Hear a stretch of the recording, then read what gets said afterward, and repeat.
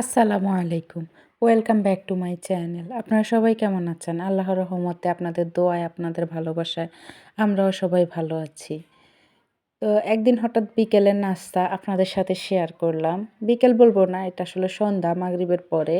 তো এখানে আমি কড়ার মধ্যে একটু তেল দিয়ে দিলাম। তেলের মধ্যে একটু পেঁয়াজ আর একটু কাঁচামরিচ দিয়ে নিচ্ছি। দিয়ে পরে আমি এই যে খুন্তিটাকে খুঁজতেছিলাম ওই দিক দিয়ে। আসলে বাবার বাড়িতে অনেকদিন পরে আসলে যা হয়, এখন তো আসলে মেয়েরা বিয়ের পরে বাবার বাড়ির মেহমান হয়ে যায়। তো এই যে খুন্তিটা খুঁজে পাচ্ছিলাম না। পরে এই যে খুঁজে নিলাম।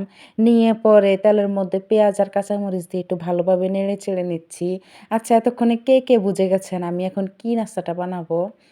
সবাই আমাকে কমেন্টস করে জানাবেন।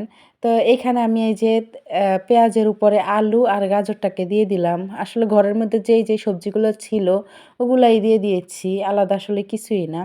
এখানে পেঁয়াজ আর হ্যাঁ, গাজর দিয়ে সিদ্ধ হওয়া পর্যন্ত একটু ভালোভাবে নেড়ে-ছেড়ে নিব।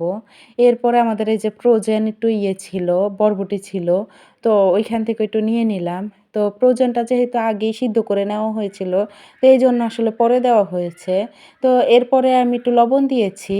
যদিও আসলে আমি এখানে রান্না করব হচ্ছে নুডলস। নুডলসের সাথে তো ম্যাগি মসলার মধ্যে তো আপনার এই যে ম্যাগি নুডলসের মধ্যে তো মসলাতেই লবণ থাকে। তো তারপরে আমি এখানে যে সবজিটা দিয়েছি, এইজন্য আমি একটু লবণ দিয়েছি। তো এরপরে আমার এই যে সবজিটা সিদ্ধ হয়ে যাওয়ার পরে এখানে আমি একটু আ একটা ডিম ভেঙে দিয়ে দিয়েছি।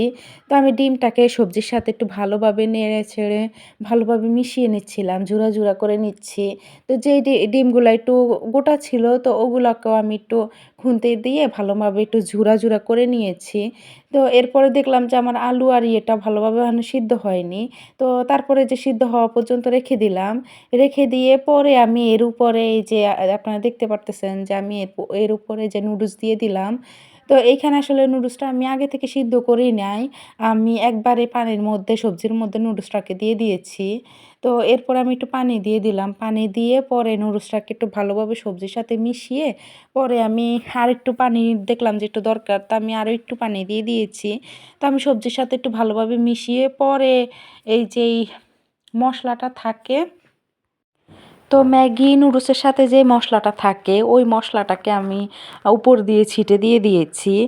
তো এইখানে ছিটিয়ে দিয়ে পরে একটু ভালোভাবে মিশিয়ে তারপরে আমি ঢাকনা দিয়ে দিয়েছি।